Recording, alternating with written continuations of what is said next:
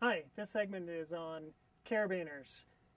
With carabiners, we have a couple different versions. A carabiner is a piece of metal that is designed to connect two things together. There are multiple types of carabiners. Let's start with how they're made up, or the material they're made up with. They're made up with metal, two kinds, one being steel, one being aluminum alloy. Aluminum alloy tends to be much lighter, but yet steel is much heavier. And then on the converse side of that, steel is much stronger, whereas aluminum is not. So from that, let's talk about shapes of carabiners. Shapes of carabiners, this is considered an oval carabiner. You can see that it's very oval. Then we have this one here, which is a D-shape, D-shaped carabiner. Then a teardrop from there, and then what they call an offset. So from there, that's the shape. The segments of a carabiner kind of fall in. This portion of the carabiner is called the spine. This is the portion of the carabiner that holds the weight. Then the moving component of the carabiner is the gate. This is the moving component. This is the component that allows you to get to the inside of the carabiner. Then from there, we need to talk about the locking mechanisms. A lot of carabiners have these little hooks here, or this segment where the gate meets into that. This particular carabiner is got a straight gate. Then we have a bent gate. And then on this bent gate, we can see it's kind of a keyhole instead of a notch. And then from there, we get into locking mechanisms of the gate. And that is, like this one is a pear-shaped. It's got a barrel locking mechanism. This one's made by Petzl. And what they've done, fantastic company, what they did is they put this little red stripe in there such that when you rotate or barrel the locking mechanism down, it covers that red. You know that this is locked. So that's a locking aspect. Here's another one, same thing, just a different shape. Again, with the same barrel locking mechanism.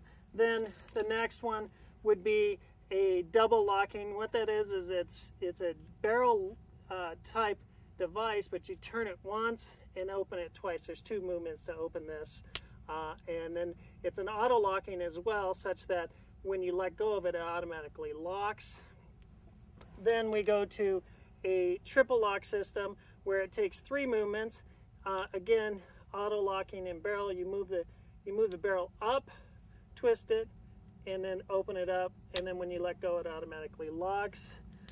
Petzl makes another great one. This is their tactical one. Again, three movements: up, twist, and open. And you can see the keyhole this way, and you let go of it, and it's locked. Additionally, in sport climbing, we see carabiners put together with pieces of webbing. This is a straight gate carabiner along with a bent gate carabiner. This is designed in climbing areas where you see sport climbing where they clip into the rock. This is called a quick draw, and it's set up in this position. The bent gate's designed such that when the rope hits it, it just kind of drops in. Versus if you try and use that on a straight gate, a lot of times it'll slip off. The other aspect of carabiners is we have to talk about strength. How strong are the carabiners? Well, manufacturers they mark the carabiners such that you have a good idea.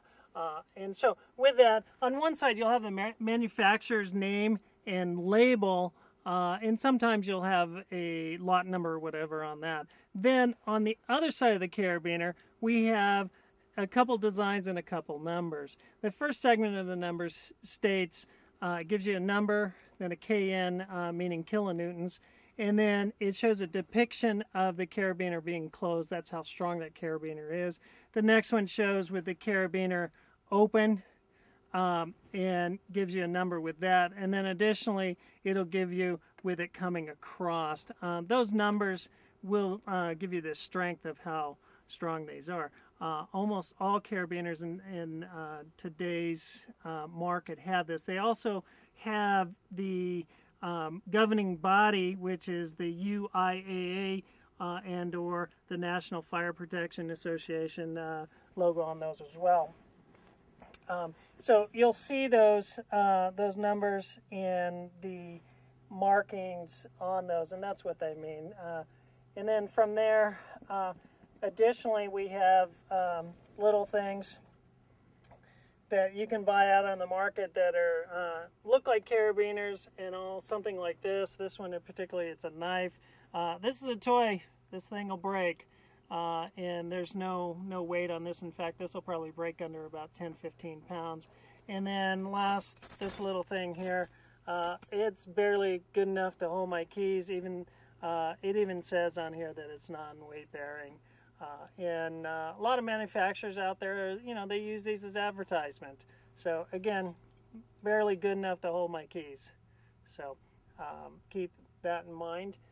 And in a later segment, we'll talk about what the KN means and what the governing bodies are and how they come about testing carabiners and how strong your gear really is. So we'll look into that in later segments in the course material.